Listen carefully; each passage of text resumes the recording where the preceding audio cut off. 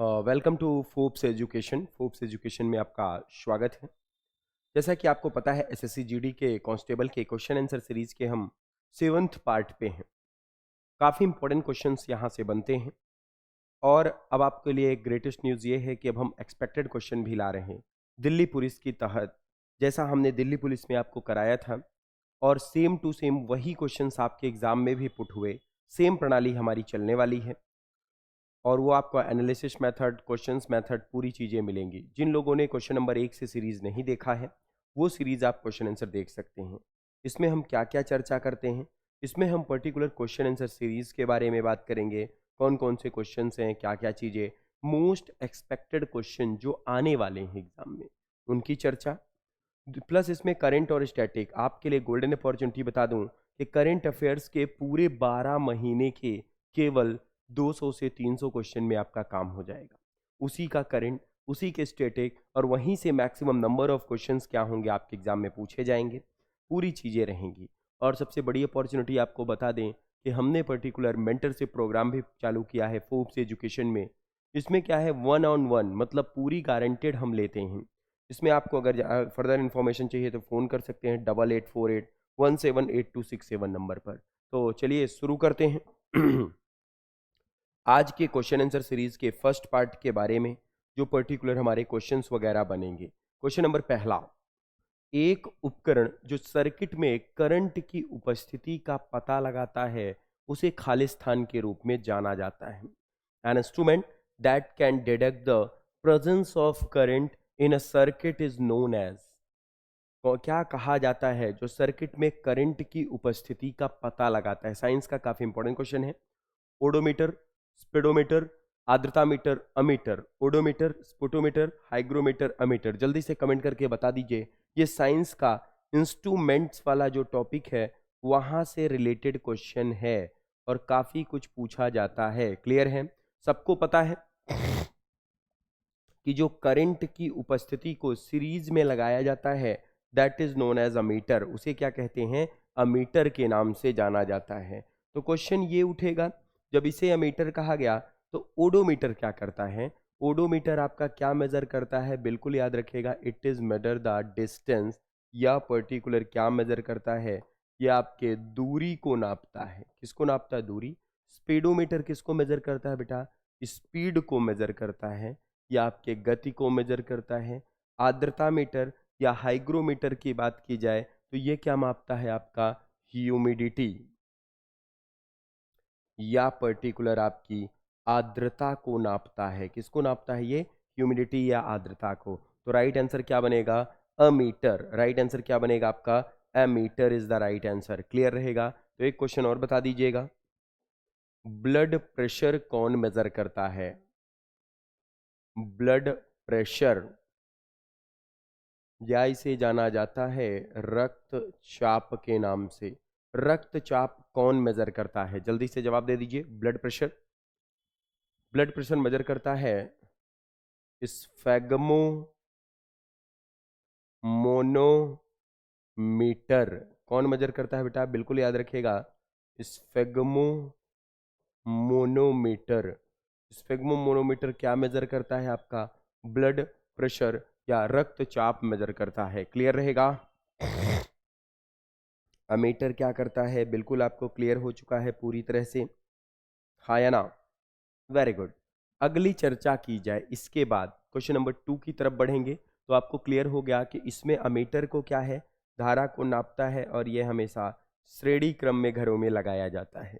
तो अमीटर जो होता है वो पर्टिकुलर क्या करता है? करंट की उपस्थिति, to detect the presence of current.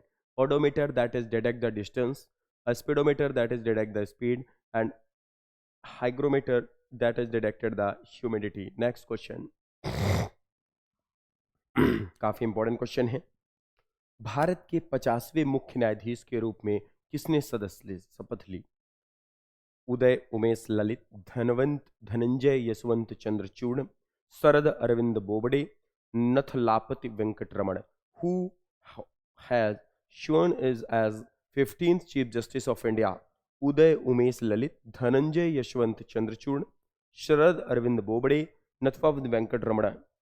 सबको पता है ये पर्टिकुलर 50वें कौन है? Very good. 50th कौन है? धनंजय यशवंत चंद्रचूड़ा। ये आपको क्लियर रहेगा। That is appointed as Dhananjaya Yashwant Chandrachud. मुख्य न्यायाधीश कहाँ बनते हैं? आपको पता है सुप्रीम कोर्ट में। सुप्रीम कोर्ट में CJI, chief justice of India, वर्तमान में कौन है? धनंजय यशवंत चंद्रचूड़ा। बिल्कुल क्लियर रहेगा। अब सुप्रीम कोर्ट बना किब में? ये रेगुलेटिंग एक्ट 1773 के अंतर्गत। किसके अंतर्गत बना था? रेगुलेटिंग एक्ट 1773 के अंतर्गत। अगर आपसे पूछेगा कौन से आर्टिकल में है, तो आर्टिकल याद रखिएगा 143। कौन से आर्टिकल में है? 143 सॉरी 124 सॉरी। अगर आपसे 124 that is supreme court 124, high court पूछेगा तो याद रखिएगा 214। हाई कोर्ट किस पे है? 214 पर। पहला सुप्रीम कोर्ट कब बना? सन 1774 में पहला बना था। और इसमें मैक्सिमम जो जज हैं किसने हो सकते हैं? 34। एक सीजीआई होगा, 30 अदर होंगे। क्लियर रहेगा। तो वर्तमान में कौन है? धनंजय यशवंत चंद्रचूड़। बिल्कुल याद रखिएगा, धनंजय यशवंत चंद्रचूड़। सुप्रीम कोर्ट कौन से आर्टिकल में, कौन से एक्ट में आया? तो याद रखिएगा रेगुलेटिंग एक्ट कौन सा बना? सन 1773 में। आर्टिकल किस में आया? 124 के तहत। सुप्रीम कोर्ट है और हाई कोर्ट 214। सन 1774 में मैक्सिमम जज कितने हो सकते हैं? मैक्सिमम जज 34। क्लियर है। अमीटर क्या नापता था? ये भी क्लियर हो गया क्वेश्चन आपको। Very good. यहां तक आपका कॉन्सेप्ट क्लियर है? हाँ या ना? जल्दी से जवाब दे दीजिए। Very good, very good.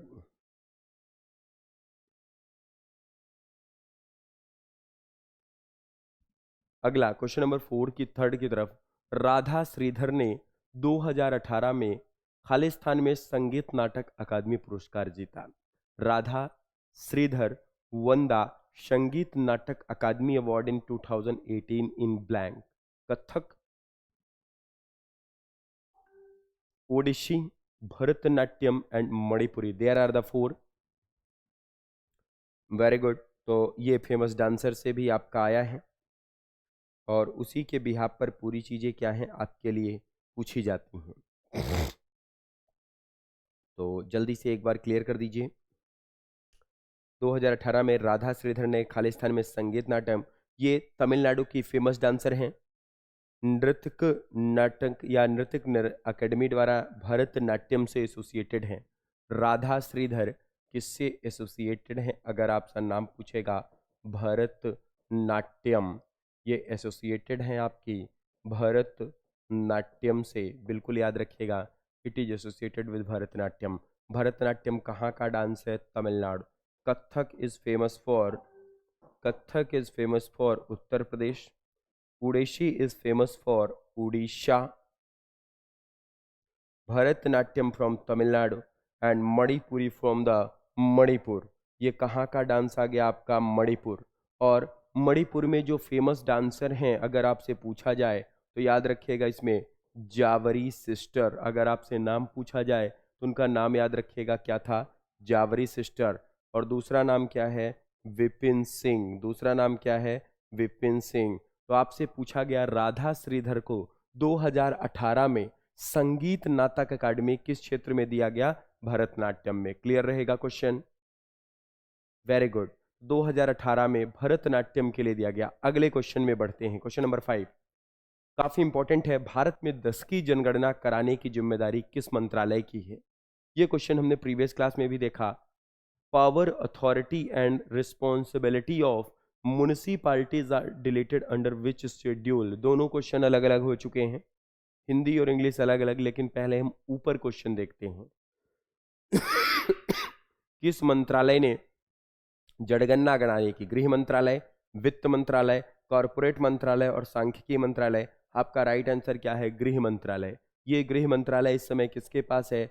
Amit Shah के अंडर है और अमित शाह ने 10 की वृद्धि कराई है। क्लियर रहेगा। और ये हर साल लेटेस्ट में जो सेंसस हुआ ये कब हुआ? 2011 में। 2011 की जो पॉपुलेशन थी वो कौन से नंबर की थी अगर आपसे पूछा जाए तो ये ओवरऑल 6 नंबर की थी। आज़ादी के इंक्लूड करके 15th नंबर की टोटल पॉपुलेशन थी। वित्त मंत्रालय किसके अंदर है? निर्मला सीतारमण। बिल्कुल याद रखेंगे। फोर्थ क्वेश्चन इंग्लिश में देखिए, power authority and responsibility of municipalities under which schedule? जो नगर पालिका नगर निगम है उनके पावर किस आर्टिकल में है? तो आपको पता होगा 73rd amendment of Indian constitution. कौन सा है? 73rd अमेंडमेंट, या इसे जाना जाता है 73वां संविधान संशोधन। 73वां संविधान संशोधन कब हुआ? इन द ईयर ऑफ 1992 में। और इसके अंतर्गत ग्राम पंचायत और म्यूनसिपालिटीज ऐड हुई, that is 11th schedule of the Indian constitution. किसके अंतर्गत आया? 11वीं अनुसूची। क्लियर रहेगा? दोनों क्वेश्चन अलग अलग थे, हिंदी और इंग्लिश में। क्लियर रहेगा? Very good. चलिए आगे बढ़ते हैं। तो दोनों क्वेश्चन क्लियर हुए। 73वें संविधान संशोधन के 11वीं अनुसूची में दोनों को ऐड किया गया। अगले क्वेश्चन की तरफ, क्वेश्चन नंबर 5। मई 2022 में पार्टी नेतृत्व के साथ मतभेदों के बाद किस राजनीतिक नेता ने भारतीय राष्ट्रीय कांग्रेस छोड़ा? विच political leader quits Indian national Congress follows difference with party leadership in 2022? चार ऑप्शन है, सोनिया गांधी, मल्लिकार्जुन खड़गे, कपिल सिब्बल, शशि थरूर। किसने रिसेंटली ये छोड़ा है? जल्दी से कमेंट करके बता दीजिए। चार ऑप्शन है आपके पास, ये तो करंट का क्वेश्चन है। जल्दी, वेरी गुड, जल्दी से मोनिका जी, बाकी लोग भी जल्दी से जवाब दे दीजिए।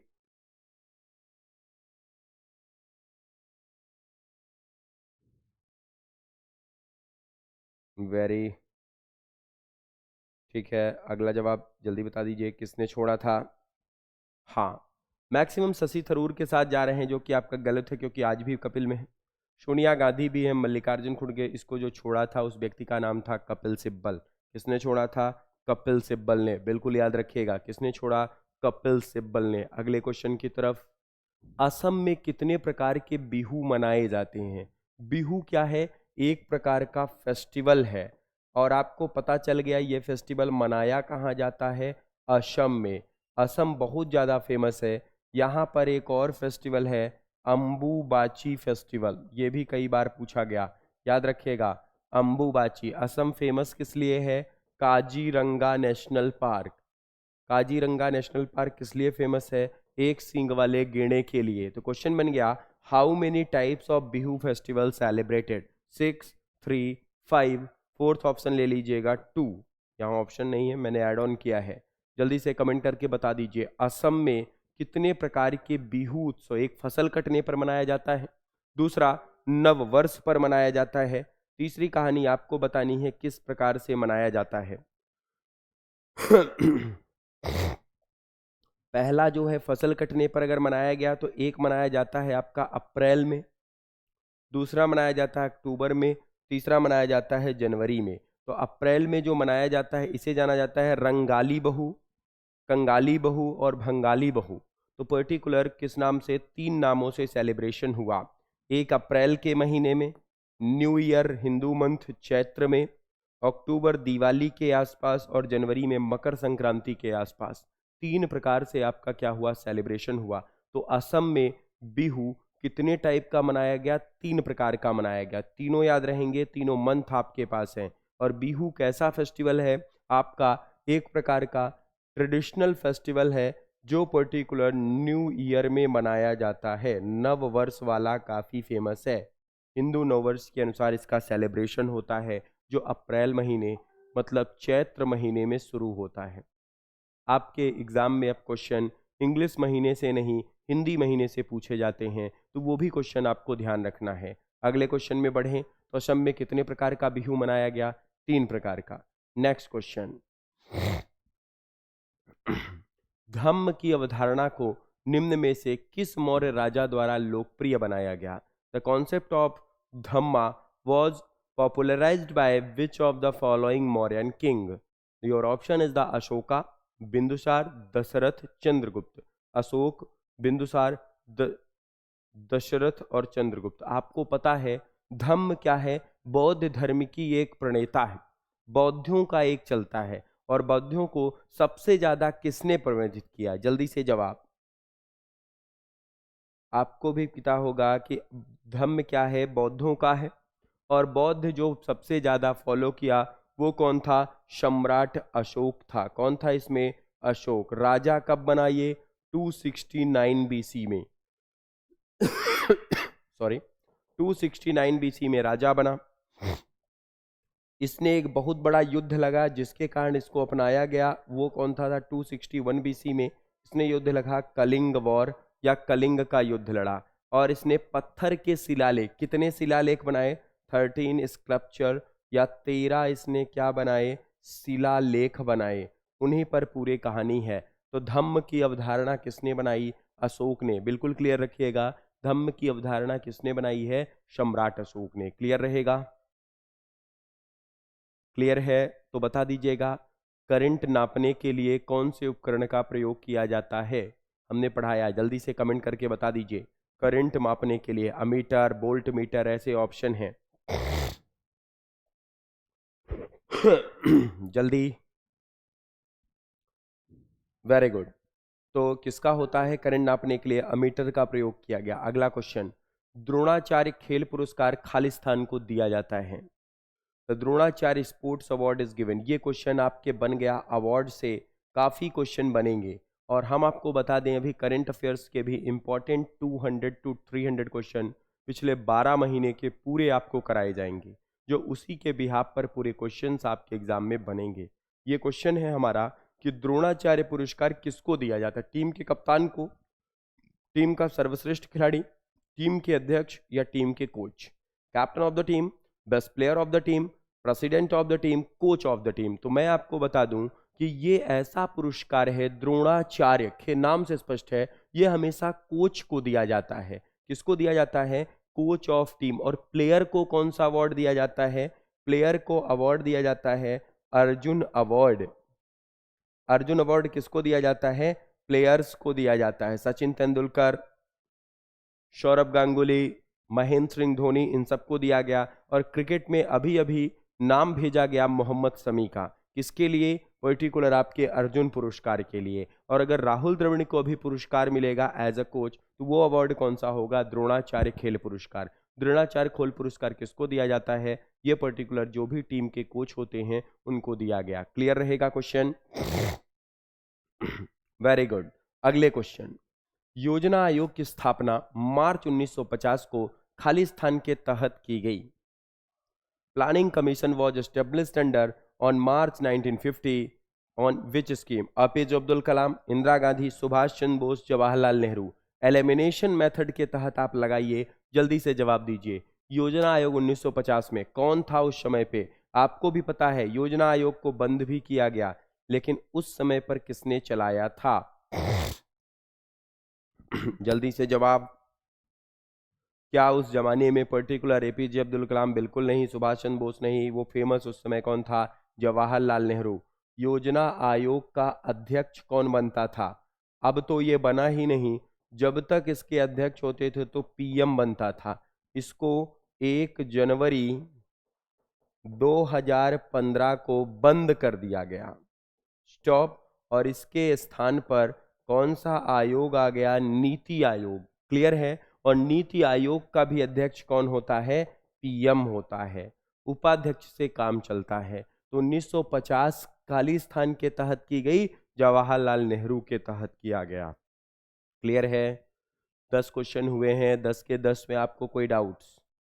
एक बार कमेंट करके बता दीजिए जल्दी से, फिर अगले क्वेश्चन में बढ़ेंगे।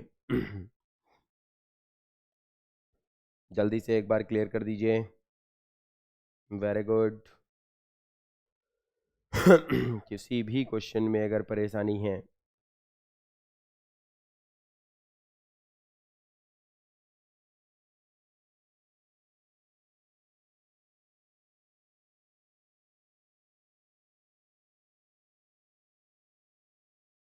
क्लियर। अगले क्वेश्चन की ओर बढ़ेंगे।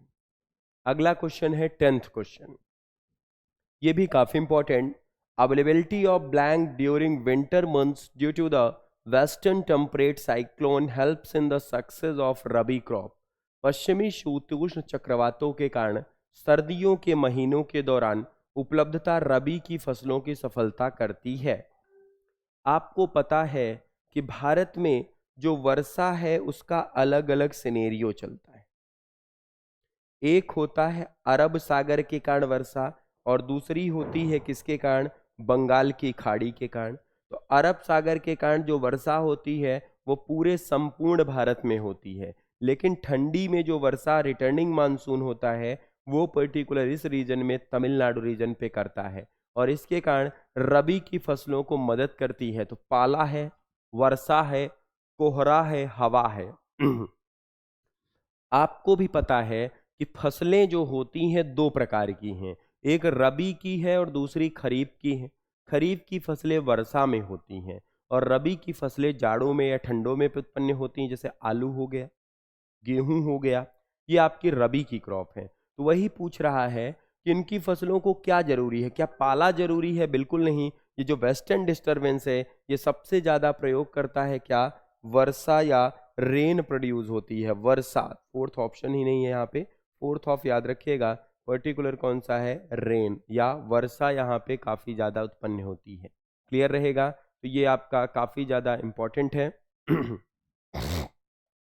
तो पश्चिमी शीतोष्ण चक्रवात जो भी बे ऑफ बंगाल से उठते हैं वो पूरे के पूरे भारत में सबसे ज्यादा रबी की फसलों में क्या उपलब्धता होती है? वर्षा को महत्वपूर्ण देते हैं, वर्षा ही महत्वपूर्ण होती है। क्लियर रहेगा? राजस्थान में इस वर्षा को मावड़ के नाम से जाना जाता है। मावड़ कहाँ का है? राजस्थान में वर्षा को कहा जाता है मावड़ के नाम से। क्लियर? अगले क्वेश्चन में 11th पढ़िएगा।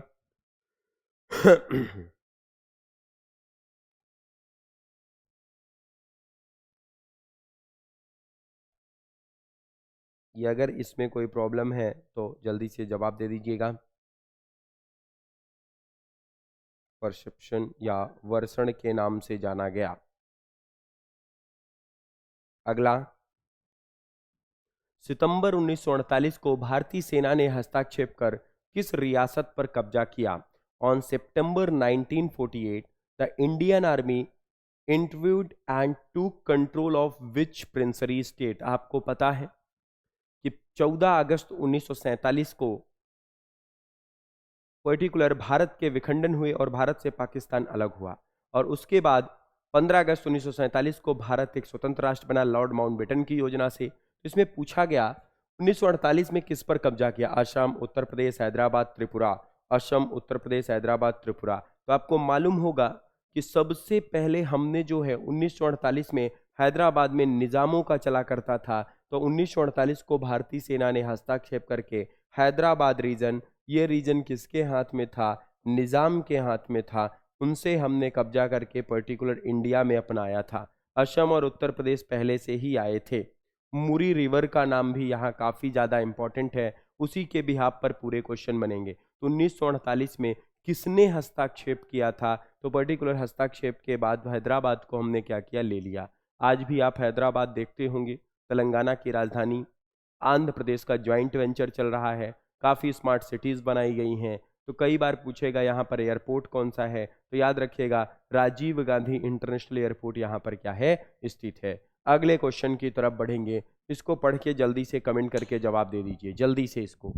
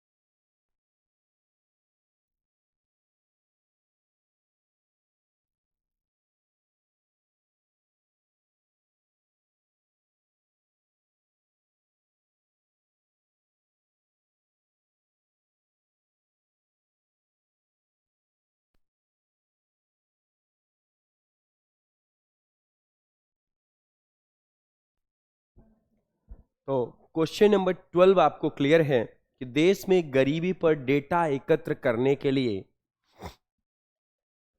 कौन सा भारतीय संगठन जिम्मेदार है। That is very much important question for your examination. बहुत ज्यादा इंपॉर्टेंट है ये। पढ़ लिया होगा, कमेंट करके जल्दी से बता दीजिए कि पर्टिकुलर कौन सा ऑर्गेनाइजेशन है जो ये सिनेरियो आपके लिए करता है। जल्दी चलिए, क्वेश्चन है हमारा कि देश में गरीबी डेटा एकत्र करने के लिए कौन सा भारतीय संगठन जिम्मेदार है।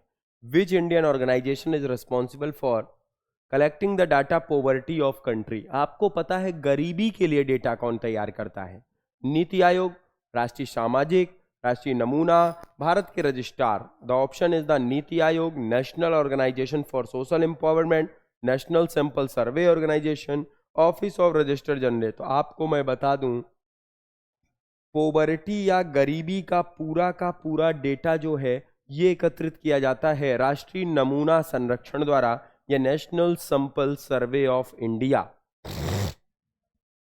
किसके द्वारा एकत्रित किया जाता है? National sample survey of India. बिल्कुल याद रखिएगा, national sample survey of India या नेशनल सैंपल सर्वे ऑफिस। ये पर्टिकुलर एक प्रकार का ऑर्गेनाइजेशन है, NSSO के नाम से जाना जाता है, जो गरीबी, पॉवर्टी, अनएम्प्लॉयमेंट इन सब के डेटा को क्या करता है? तैयार करता है। बिल्कुल याद रखिएगा। 1990 की ये योजना है, महत्वपूर्ण योजना। 2022-2023 में ये पूरी तरह, तो ये नेशनल सैंपल सर्वे ऑर्गेनाइजेशन, राष्ट्रीय प्रतिदर्श सर्वेक्षण, राष्ट्रीय नमूना, नेशनल सैंपल सर्वे, ये पर्टिकुलर आपका राइट आंसर बना। क्वेश्चन नंबर 3, मंत्री परिषद सामूहिक रूप से खाली स्थान के प्रति उत्तरदायी है। The council of minister is collectively responsible to the people, Lok Sabha, मुख्यमंत्री, राज्यपाल। जल्दी से क्लियर करिएगा, मंत्री परिषद किसके प्रति होता है?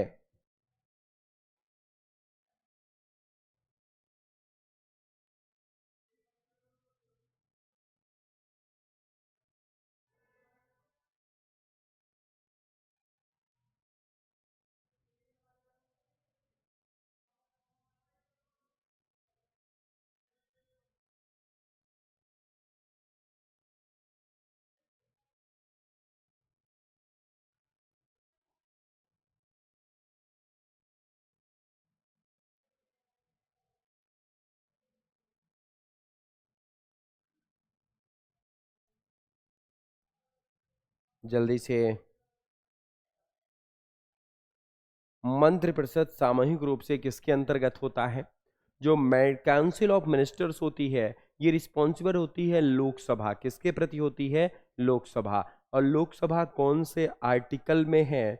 Article number 81। किसमें है? Article number 81। और जो पूरा का पूरा प्रधानमंत्री वगैरह बनते हैं वो आर्टिकल नंबर 75 के क्लॉज 3 में है। मंत्रिपरिषद किस में है? आर्टिकल नंबर 75 के क्लॉज 3 में बताया गया ये पूरा। तो लोकसभा किसके प्रति है? लोकसभा पर्टिकुलर मंत्रिपरिषद जो उत्तरदायी होते हैं लोकसभा के प्रति। क्लियर रहेगा? Very good. क्वेश्चन नंबर 14 पढ़ के जल्दी से जवाब।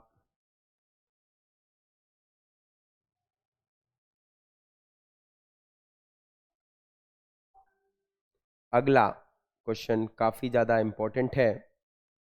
शास्त्रीय पाठ हस्तक्षण दीपिका किस भारतीय शास्त्रीय नृत्य शैली संबंधित है?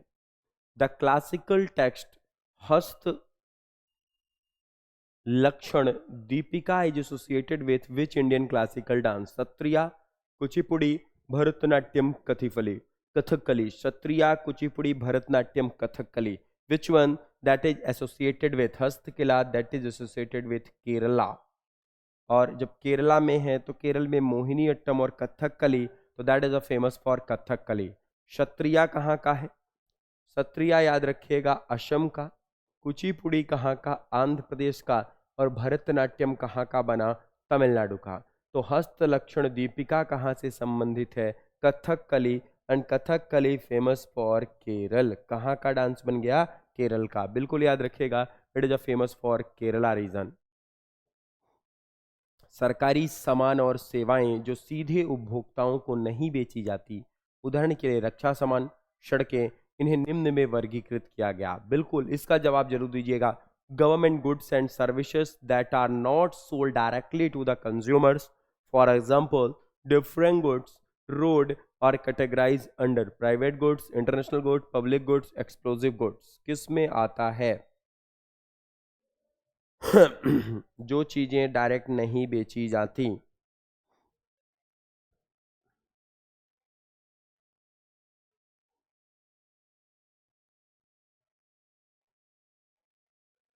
जल्दी से।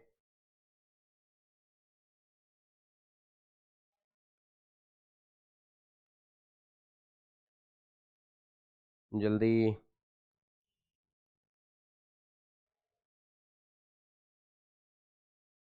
Very good.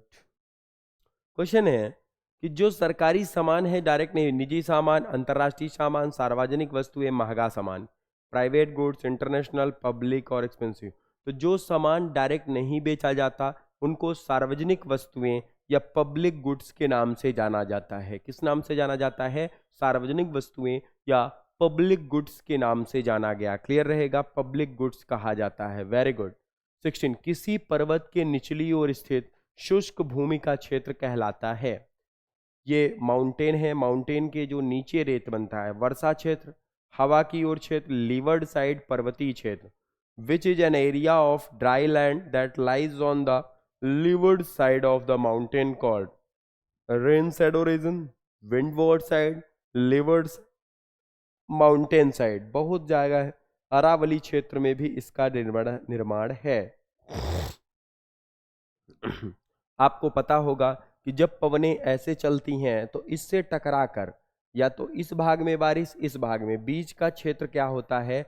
बिल्कुल वर्षाबाधित होता है, जिसे रेन शैडो रीजन के नाम से वर्षाबाधित क्षेत्र।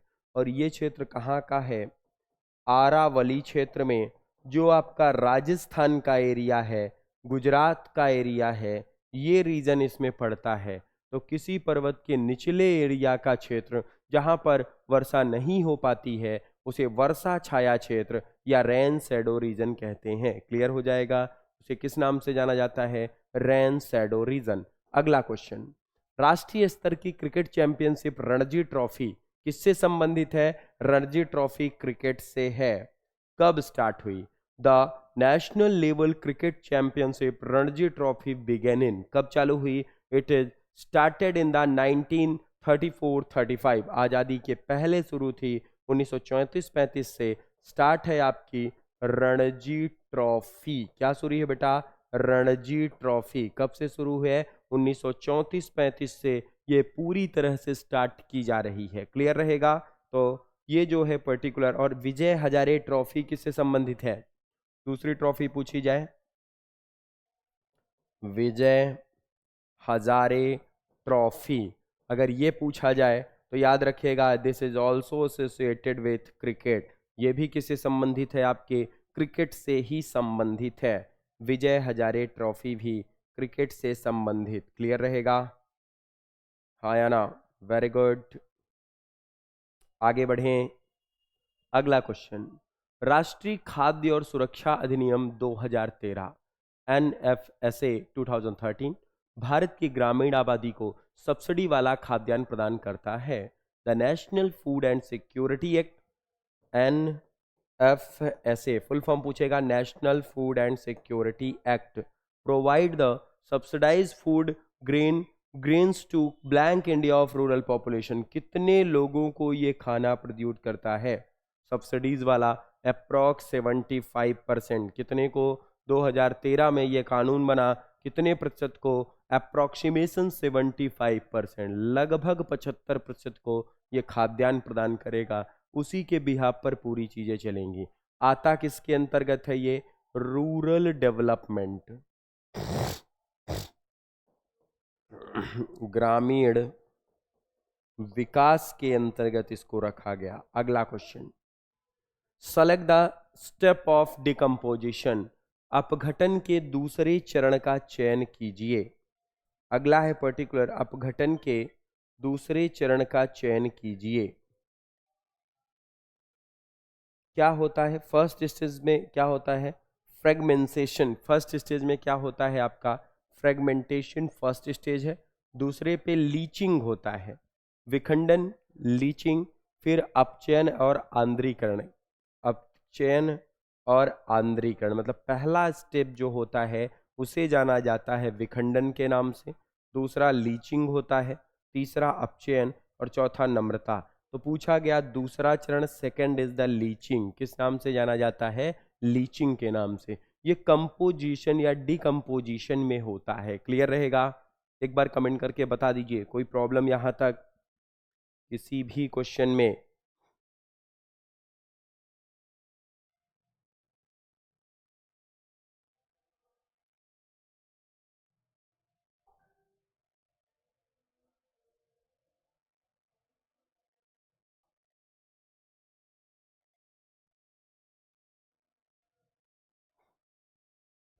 अगला क्वेश्चन, क्वेश्चन नंबर 20 की बात करते हैं।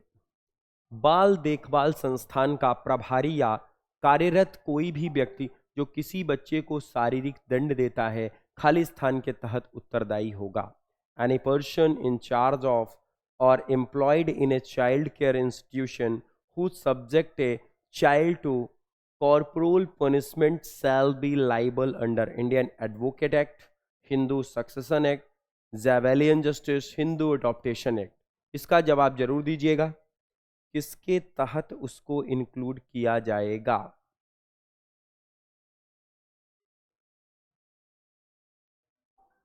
कौन सा है? अगर कोई व्यक्ति बाल संरक्षण अधिनियम के तहत आ रहा है,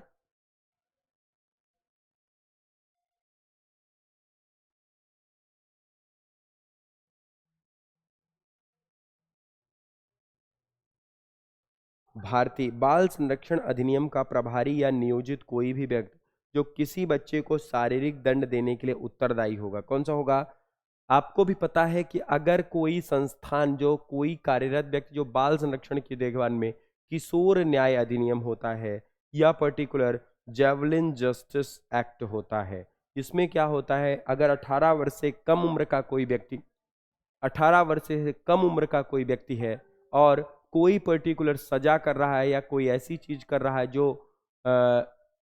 चाइल्ड अडॉप्टेशन या चाइल्ड क्रिमिनल के अंतर्गत आती है, तो उसे पर्टिकुलर किस में रखा जाता है, किशोर न्याय अधिनियम में। और भारतीय अधिवक्ता अधिनियम एडवोकेट के लिए है, हिंदू अधिनियम हिंदू के लिए, हिंदू दत्तक ये अडॉप्टेशन के लिए है। अगर कोई व्यक्ति गोद ले रहा है तो उसके लिए कानून बनाया गया था। आपको भी पता है पुराने जमाने में अंग्रेजों ने दत्तक पुत्रों को जो भी सब प्रॉपर्टी रहती थी देने से मना कर दिया था। इस बिहाफ पर पूरी चीजें चलती हैं। यहाँ तक आपको पूरा कॉन्सेप्ट, आज के 20 क्वेश्चन ये हैं जो आपके लिए काफी ज्यादा इंपॉर्टेंट बनेंगे। एग्जाम पॉइंट ऑफ व्यू के लिए भी जरूरी है। हर क्वेश्चन के 4 आंसर थे, उनके बारे में भी हमने चर्चा की। टोटल 80 क्वेश्चन आपके रिकवर हो रहे हैं और ये पूरा का पूरा प्रीवियस ईयर एनालिसिस है। हम जल्द ही आपको एक्सपेक्टेड क्वेश्चन की सीरीज लाएंगे जिसमें आपको पिछले साल और वर्तमान के पूरे एक्सपेक्टेड जो आने की पूरी उम्मीद है उन्हीं की पूरी चीजें आपको क्या की जाएंगी, कराई जाएंगी। क्लियर ना?